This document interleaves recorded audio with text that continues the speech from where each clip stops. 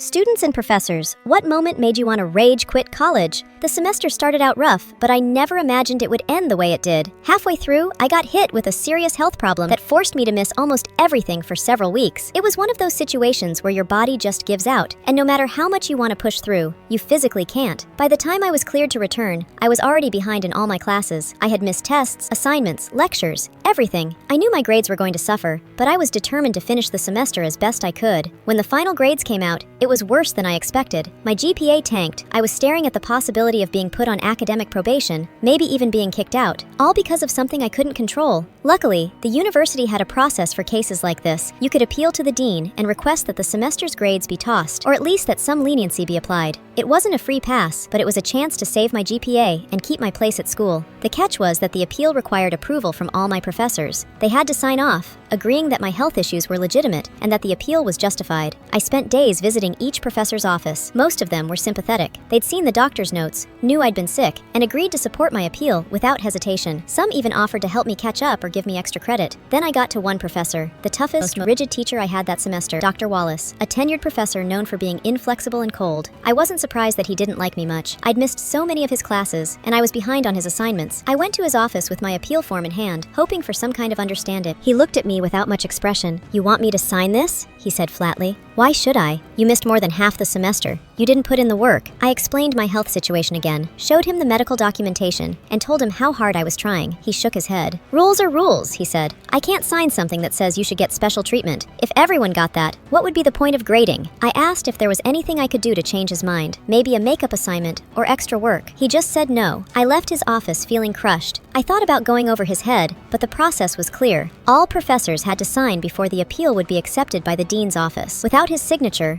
I had no appeal. I went back to the dean and explained the situation. They sympathized, but said the rules were strict. That professor's refusal basically killed my chance to save my semester. The weeks after were a blur of worry and frustration. I watched as my GPA sat low, threatening my academic future. Every time I thought about Dr. Wallace, I felt a mix of anger and helplessness. His refusal wasn't just about a signature. It was about control, about power, about punishing someone who'd fallen on hard times. I didn't give up. I kept working hard in other classes. I sought tutoring, and I tried to rebuild what I'd lost. But the moment that stuck with me, the moment I seriously considered walking away from college, was when I realized that no matter how much I fought, one person's unwillingness to show empathy could derail everything. I still had to live with that. It was a brutal lesson in how unforgiving academic systems can be, especially when human compassion gets lost in bureaucracy. Even now, years later, I think about that semester and that professor's cold refusal. It was a moment where college almost broke me.